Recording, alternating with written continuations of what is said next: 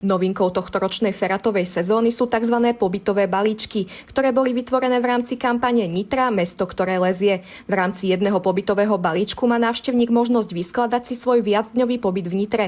Kampaň má tak za úlohu prepojiť feraty, indorové haly a samotný historický aspekt Nitry. Kampaň spúšťame v týchto dňoch, pôjde na sociálnych médiách, bude k tomu spracované video.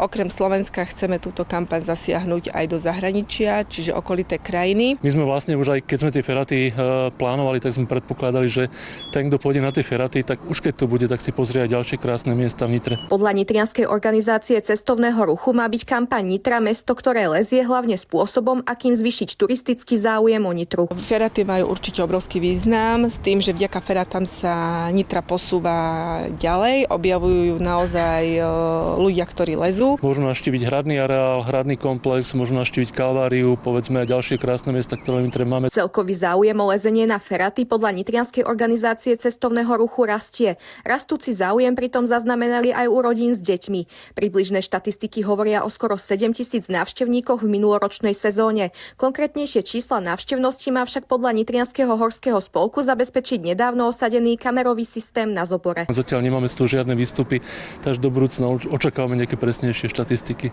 V blízkosti ferát dochádza v súčasnosti aj k revitalizácii Zoborského kláštora a kameňolomu Skalka.